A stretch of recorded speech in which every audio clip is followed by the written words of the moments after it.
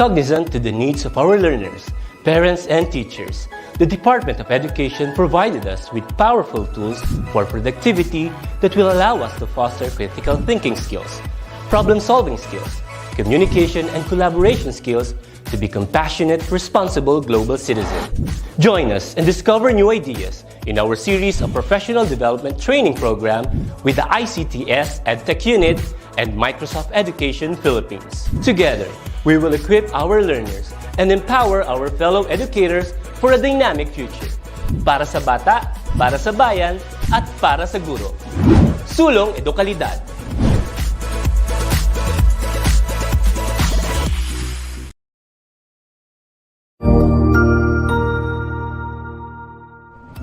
Magandang araw, Sir Wilbur po, at your service. Narito ang ETUlay upang gabayan ka sa inyong pag-aaral upang lubos na maunawaan ang iba't ibang paksa o subject.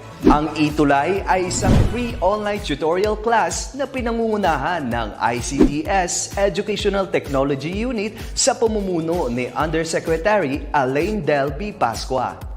Ang programang ito ay hindi lamang para sa mga bata, kundi ito rin ay magsisilbing gabay sa mga magulang at mga guro kung paano nila ituturo o gagabayan sa bawat asignatura ang kanilang mga anak o mga estudyante.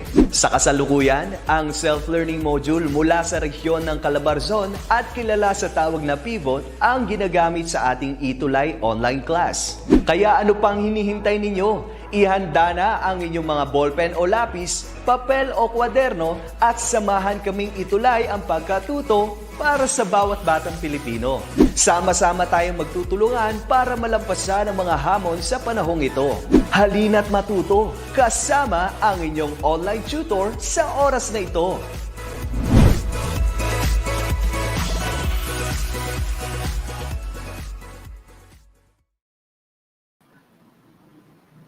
Hello, and good afternoon, Philippines. Good afternoon, world. Welcome once again to our ETUlay online tutorial for contemporary Philippine arts from the regions. And I am your tutor for this afternoon, Tutor Mary Grace. So before I proceed to our lesson this afternoon, I would like to say good afternoon to our viewers who are also live in our chat box. Good afternoon, Sir Carl Henry Damaso. Watching from Philippine International English School, Kuwait. Ma'am Lumas Udif Eroles, watching from Tawag Elementary School, Hinunangan South, Leyte. Ma'am Mary Jane Pablo, watching from Mabini. And all the students from Quezon Science High School who are with me this afternoon in our online tutorial session. So once again, this is Contemporary Philippine Arts from the Regions. All right, so last week was week 5, which means this week we are going to focus on a region, okay?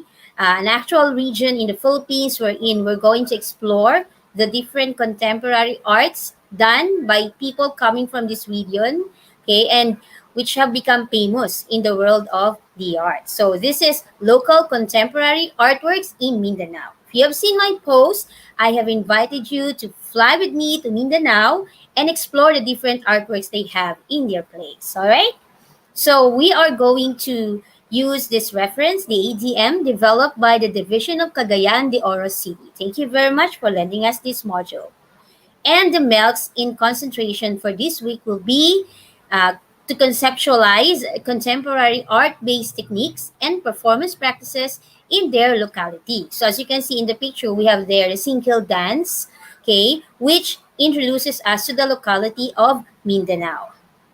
And the objectives. After this module, all of us should be able to revisit some various ideas on the essence of contemporary art. So tingnan natin, ano ba yung sa napag-aralan natin, ano yung marirevisit natin as we delve deeper into the contemporary artworks produced in the locality of Mindanao. Also, we are going to identify some contemporary artworks made by local artists in Mindanao. Syempre, hindi mawawala yan. It will be a virtual gallery walk into these different artworks. So, meron tayong virtual museum later on.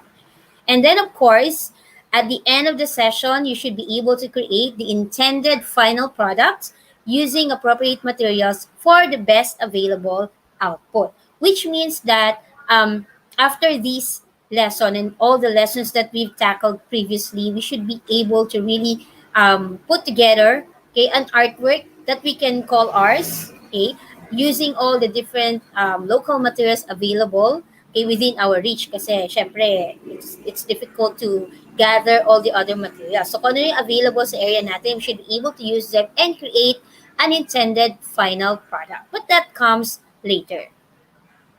Okay, so last week we talked about the different approaches in researching for techniques and performance practices. So nalaman natin that if we are aiming to become an artist, okay, we have to be able to do these researches before we can actually proceed into doing art. So unless talagang we wake up one day, and find out that we are really gifted, okay, in this field. But nonetheless, we still have to do these approaches for us to be able to produce a masterpiece, okay?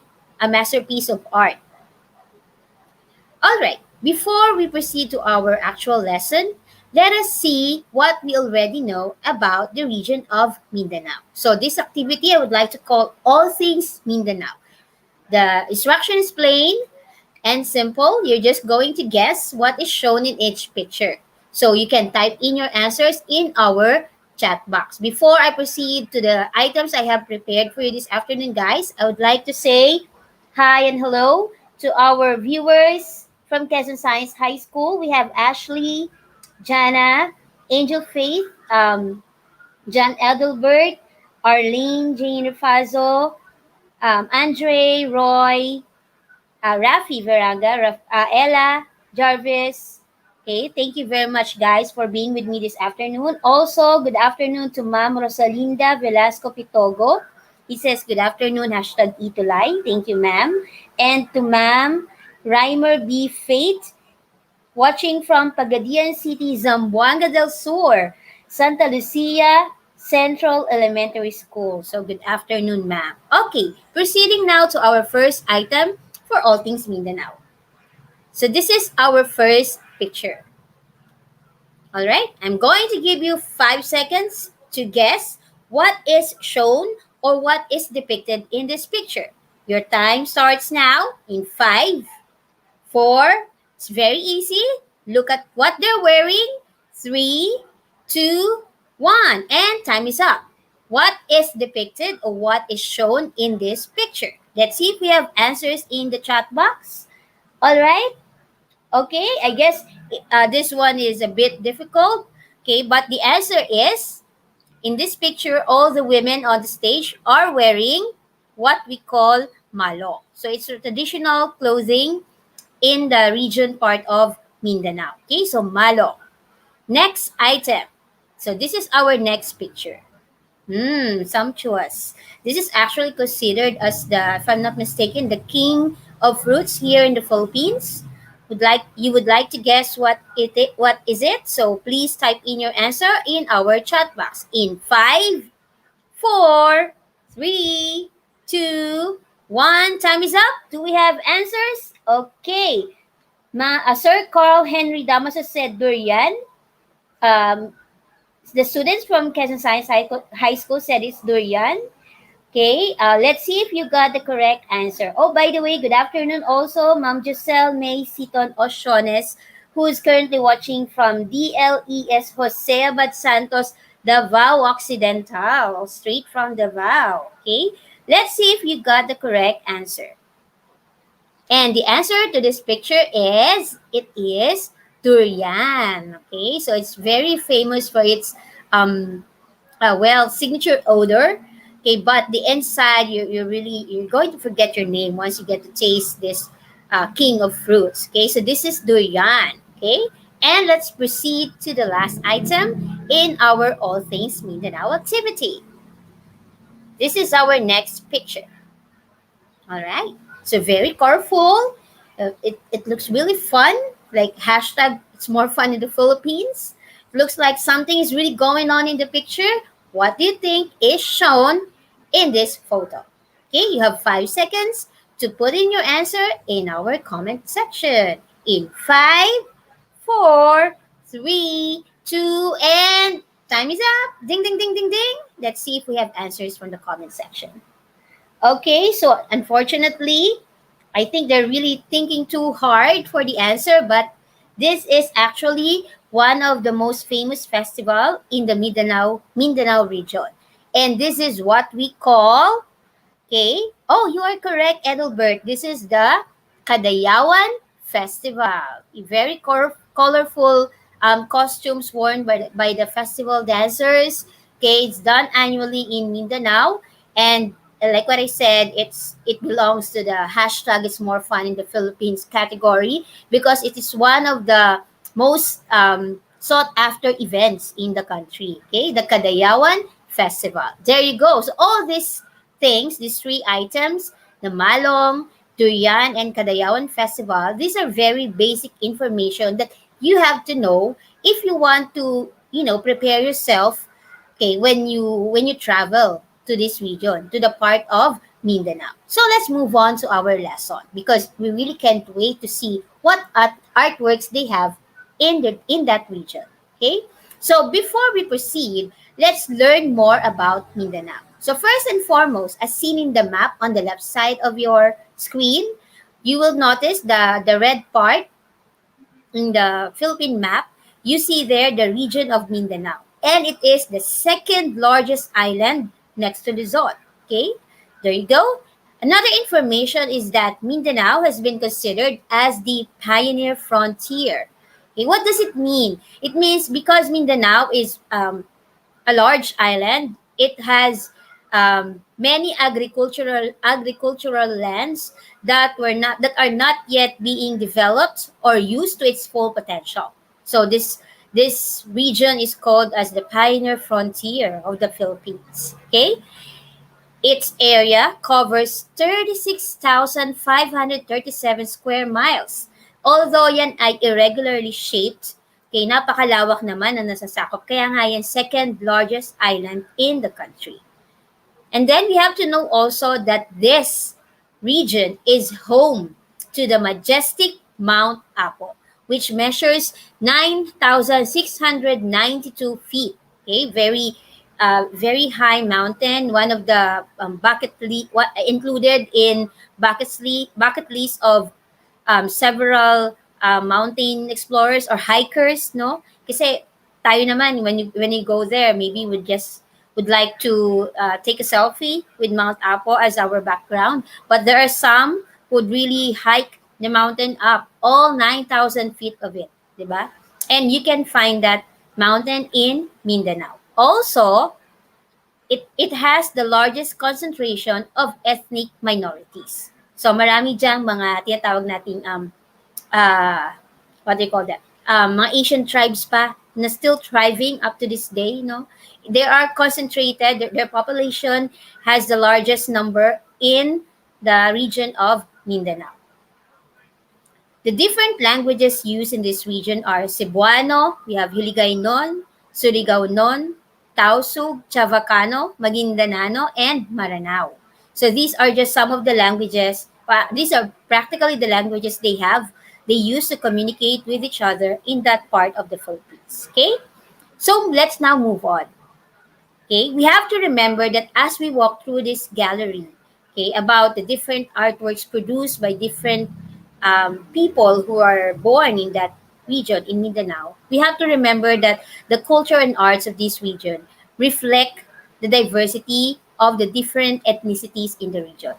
Okay? Dahil napaka-diverse ng mga tribo-tribo, ng mga angkan-angkan, ng mga lahi-lahi na nandun sa parting yan ng Mindanao, nandun sa parting yan ng Pilipinas. Okay? Napaka-diverse din na napoproduce nilang artworks. I mean, just look at for example, at Malong. It has different designs, no, signifying the different cultures of the different ethnicities in that region. So it's important that we remember that. Bakit walang parang iisa lang na pattern sa kanilang mga embroidery? Bakit walang ganun? Kasi nga, napaka-diverse ng kanilang culture na nare-reflect na rin sa kanilang pinuproduce na artworks. Okay? But before we proceed to our gallery walk, so we would like to say good afternoon to Ma'am Priscilla Real Suwelan, who is watching from Kidapawan City.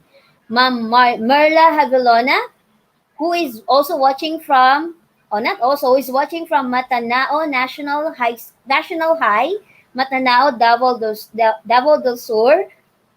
Maylene Banan Acosta, watching from La Union. Okay? Watching from La Union. And we have Kristen Rose Reyes, who is a grade 8 student from Santa Resita. Okay, thank you for being with me this afternoon in our online tutorial session for CPAR. Okay, let's move on. For our first artwork in our gallery walk. Okay, we have this art piece. This is actually oil on canvas, okay, done by painter Marcelino P. Nicosia Jr. And it's called Ang Pag-ayag sa Kinabuhi ug Kalibutan. It's an abstract painting that talks about the reality of life, okay, the pessimist and the optimist view of the different people around the world. Then according to this art, we must have control and balance now to preserve the beauty and the natural characteristics of our planet, of the world. So this is oil on canvas. This was painted on October 2012 by Marcelino P. Nicosia Jr., who was born in Mindanao. It's very important that we understand, okay, how these artists and the other artists as well respect the story of creation, even though we have different religions. But we have one aim, no, the preservation of what God has created for us, especially this planet. So this is an artwork, Ang Pag-ayag sa Kinabuhi ug Kalibutan, done by Marcelino P. Nicosia Jr. and oil on canvas. So that is in the field of painting. Let's move on. From oil on canvas, let us have, this is actually sculpture, okay? This musical instrument carved in wood is called kachapi. And it was done by Marcelino P. Nicosia also. Okay, it is a Talaandig traditional guitar, yung kachapi, no? It has 2 strings, pero he modified the piece daw and added 2 more strings. Okay, so the music it produced gives good, relaxing tones or tunes, no? So this is actually in the part of sculpture, carving in particular, carving on wood, done by the same artist who produced the oil on canvas painting that I have shown you earlier. So this one is called Kachapi. Okay, so we now know that Nicosia is not just a painter but also a carver or a sculptor. I'm sorry. So a painter and a sculptor. Okay, moving on. This time we have really kind of modern art. Okay, that uses charcoal and latex on canvas. This one is produced by Queenie B. Misoles and it is entitled Unreachable. So ginawa niya tong artwork na to noong August 2014 and medyo may hugot tong artwork na to. So Unreachable is about that one person in your past that you cannot get over but you can also never obtain. O di ba sabi ko may hugot. So unreachable, yung palang pag-reach out ng hand is very expressive, okay, that it's somehow it's frustrated to get a hold of that person who's already part of the past, okay, pero gusto pa rin niyang ma-obtain pero hindi niya pa rin ma-obtain. So unreachable. So very expressive, very meaningful painting, charcoal and latex on canvas by Miss Soles, who is the artist of this one. Okay, so this is this gives more modern vibes, okay, compared to the abstract one that we have seen earlier. Okay, but they are all masterpieces of these different Mindanao artists. Let's proceed to the next art piece in our virtual gallery walk. All right. This one is as looking at this, upon looking at this artwork, okay, we will realize that it's full of emotions also.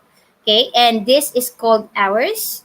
It's acrylic on canvas painting, painted by Ada Salvado in May 2014.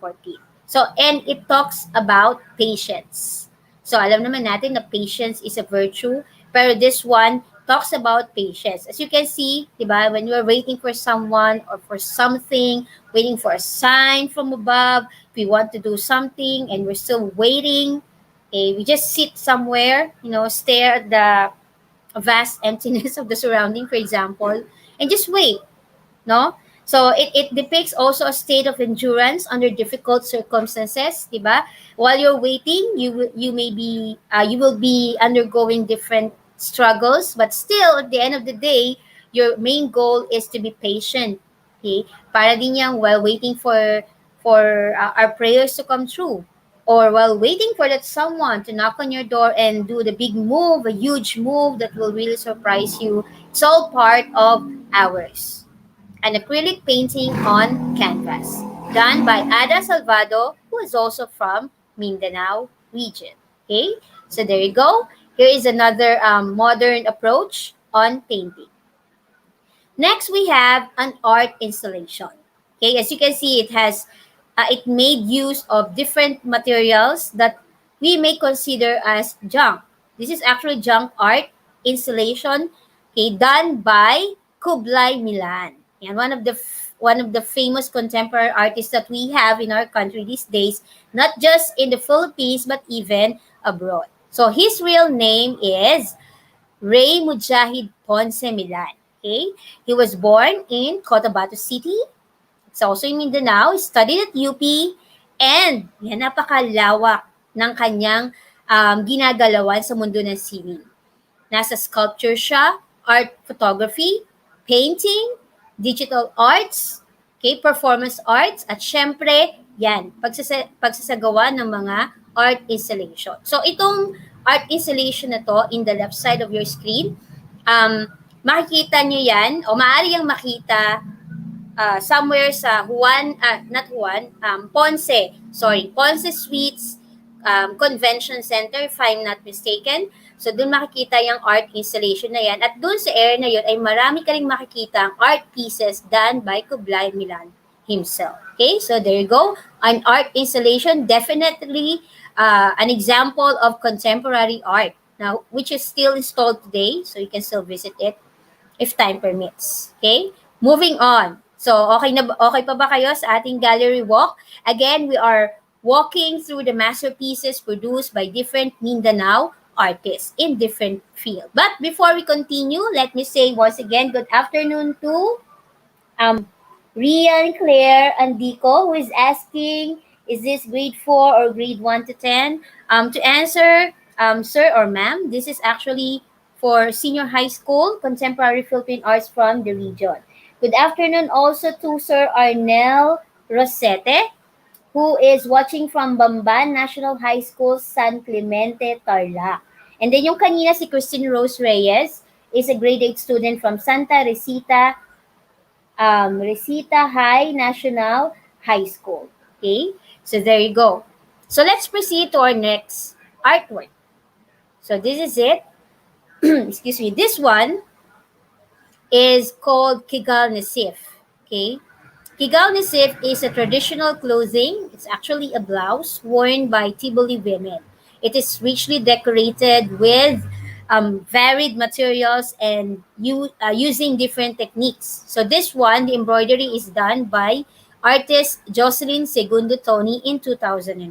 Pero marami pang ibang Kigal Nasif na patterns and decorations na available sa mga Tiboli women. So we're just featuring one embroidery work done by a Mindanao artist named Jocelyn Segundo Tony. And again, as you can see in the pattern, okay, very dominant, no, yung pagiging sabihin na natin ethnic ng artwork na to. Although it's in a woman's clothing, okay, it represents the culture that is very Tiboli, no, in its very essence, in the pattern, in the colors, and most definitely when you get to hold the item itself, okay, makikita mo na very high quality yung kanilang pagkaka-embroidered ng mga patterns dito sa Kigal Nasif. Okay, so there you go. So this is embroidery art done by Jocelyn Segundo Tony, okay, on a Kigal Nasif, which is a traditional blouse or clothing worn by Tiboli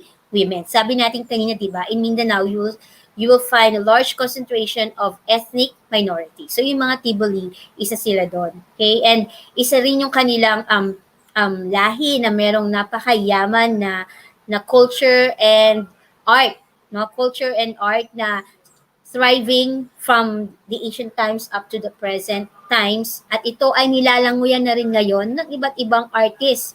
Kasi naman, undying itong mga patterns na to. Okay? So I would see different people who will also use the same patterns as their tattoos. Diba? Kasi nga, ano siya, it's very popular, okay, when we talk about ethnicity. No? So this is, again, a Kigal Nasif embroidery done by Jocelyn Segundo Tony. Okay, let's move on. This one is called the motorcycle ride. So this piece of art is actually mixed media. So meaning the artist used different materials and techniques in producing this artwork. Sabihin natin, ma'am, paano naging motorcycle ride yan? It's like, Jackson Pollock gun, even madder, no? Kidding. Okay, no offense, but I like his works. I adore his works. But going back, so this is motorcycle ride kasi inspired dyan ng pagta-travel sa Bukidnon, no?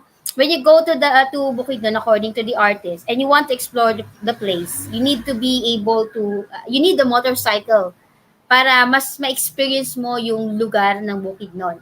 Yung hangin, yung ambience, yung atmosphere, everything. So it's a mixture of that experience, okay, using or while riding a motorcycle. And this is how the artist expressed that experience. So that's why this art piece is called Motorcycle Ride. And the painter of this mixed media is Brian Lee D. Celeste, who did the work on February 2013. So it's very important na as an artist, hindi porket naisip mo, nakakuha ka ng inspiration sa paligid mo, limited ka lang sa pagpipinta o pag-i-sketch na kung ano yung nakikita ng mata mo. Okay? We also have what we call as abstract expressionism. Okay, and I believe this has been applied in this piece of art, in this mixed media painting, no? Abstract expressionism, wherein you use different materials and techniques, but you don't see what your eyes you don't paint what your eyes regularly see. Okay? Instead, you made it up in your mind at kung ano yung nandun, yun yung ilalabas sa ng yung mga kamay at yun yung ipipinta. Okay? So this is again motorcycle ride.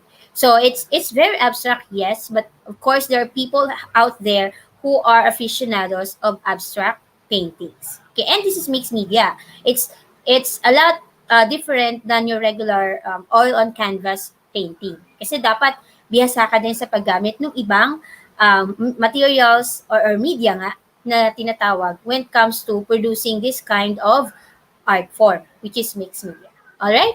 So there you go. So those art pieces that we have gone through are examples of the contemporary artworks in Mindanao. Done, of course, by Mindanao artists. And earlier, okay, meron tayong example ng performance art, which is singkil. Kung mapapansin nyo doon sa ating mga naunang slides, di ba?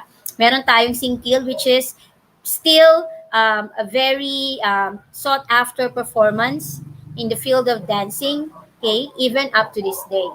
So aside from singkil, meron ding itik-itik and other dance forms that are truly Mindanao. Okay? Then of course, we have the different festivals in Mindanao. Isa nga yung Kadapawan Festival.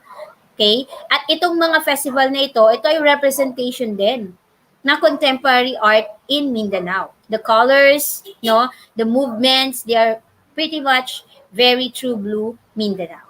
So there you go. That sums up our artwork gallery walk for the day. Okay, before I proceed to our takeaways, let me say good afternoon and thank you, Ma'am Mary Flor Hipol, watching from Benguet Division, and Ma'am Emily Pinili Rivera, Ma'am Emily Pinili Rivera, who is also present with us this afternoon. Thank you for being with me in our online ETUlay tutorial. Okay, so what are the takeaways for today after that gallery walk that we've had, and the talk about Mindanao. These are the important knowledge that we have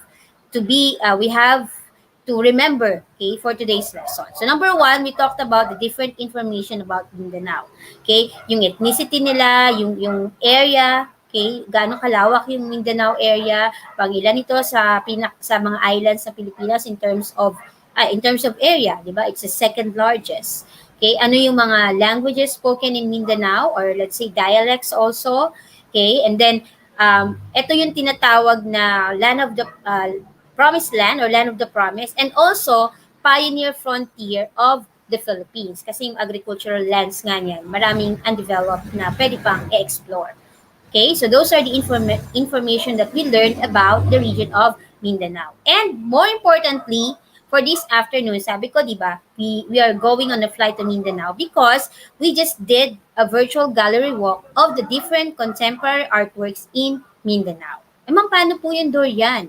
Well, artwork din yun, the nature's artwork. Okay, char. All right. So I hope you learned this important knowledge, okay, about the region of Mindanao. All right. So let's move on to our activity. So I'm refraining from giving you a quiz, although we've had lots of information today, but instead we're going to have an activity related to our lesson. Are you ready?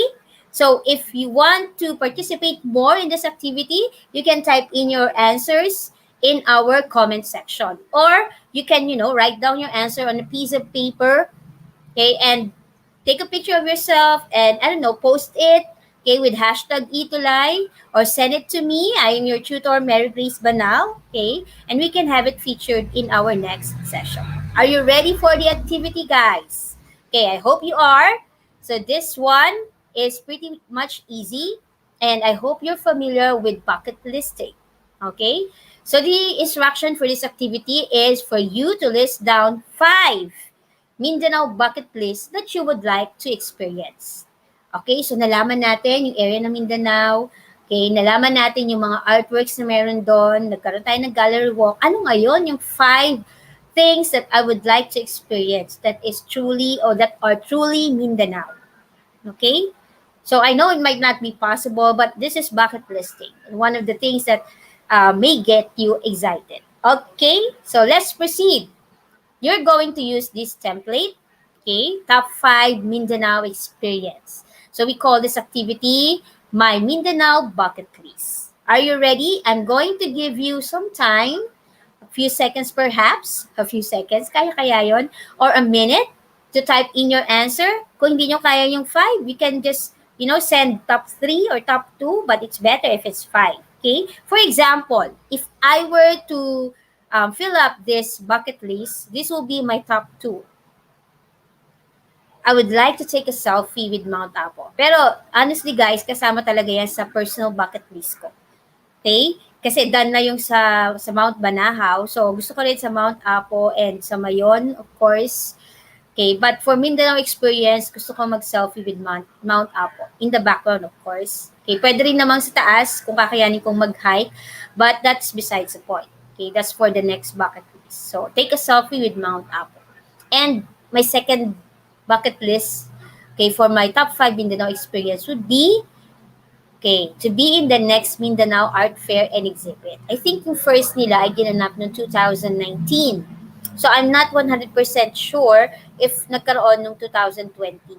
But if magkakaroon ulit this year or next year, in the coming years, I would like to be there and experience the Mindanao Art Fair and Exhibit. Especially see, okay, the artworks of Kublai Milan with my very own eyes.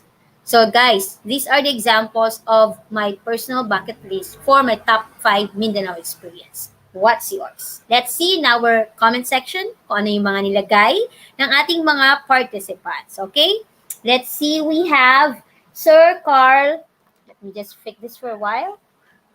Okay, Sir Carl Henry Damaso from Kuwait, if I'm not mistaken, says, number 1, I would go to Davao just to see the durian. Just to see lang, sir. You also have to taste it.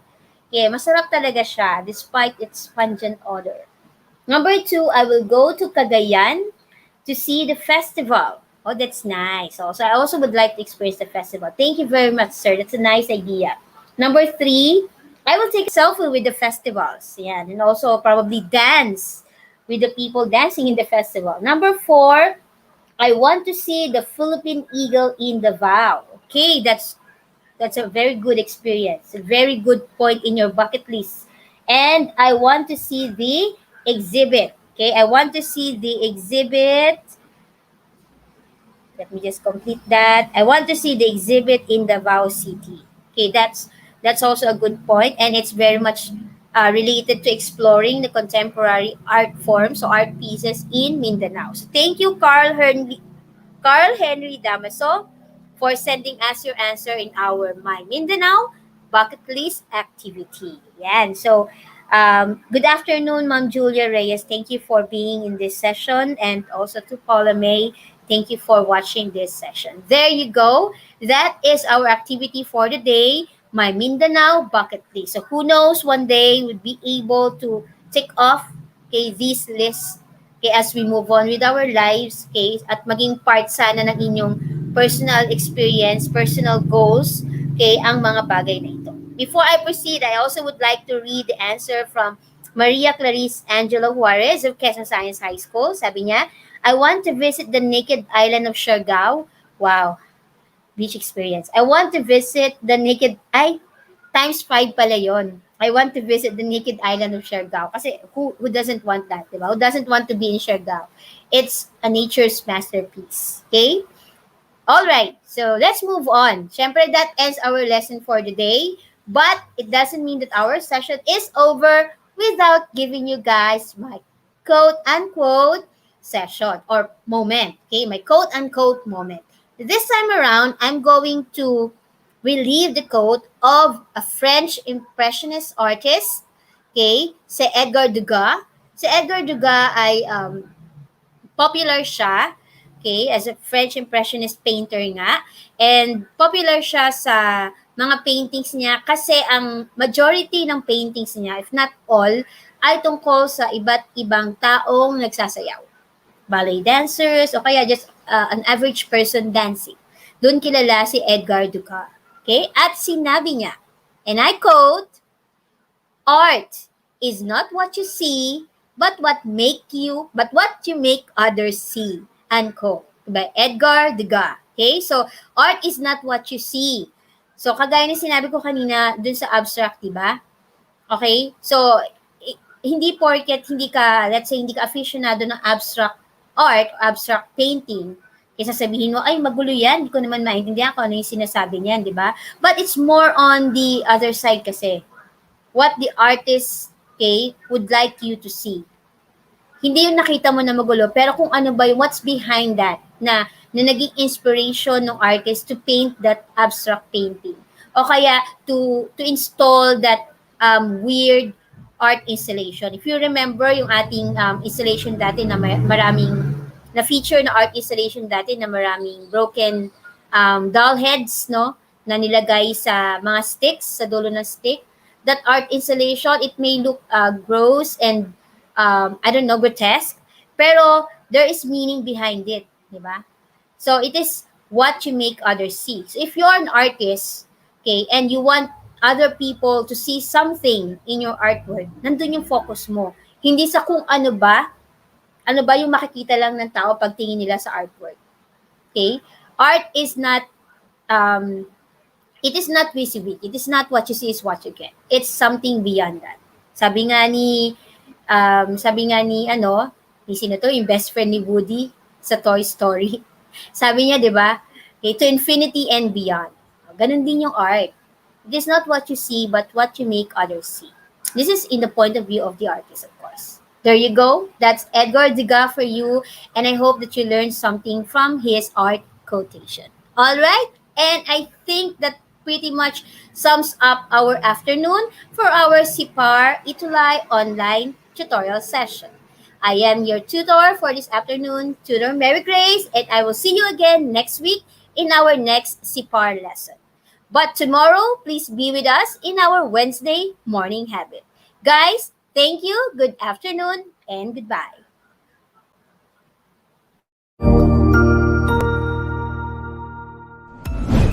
Sigurado ako na marami ka na namang natutuhan sa ating ETUlay tutorial session ngayong araw. Tandaan, ito ay hindi lamang para sa ating mga mag-aaral, kundi pati rin sa ating mga minamahal na guro at mga magulang na kaagapay natin para maituloy ang pagkatuto sa kabila ng nararanasang pandemya. Patuloy ding sumubaybay sa DepEd TV para sa mga araling ginawang video episodes. Mapapanood ito mula Lunes hanggang Sabado, alas 7 ng umaga hanggang alas 7 ng gabi sa inyong mga telebisyon. Abangan bukas mula 1:00 ng tanghali ang iba pang aralin sa ating ETUlay free online tutorial session sa Filipino.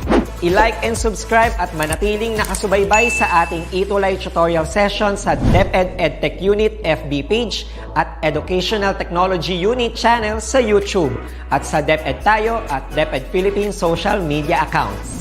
Paalam!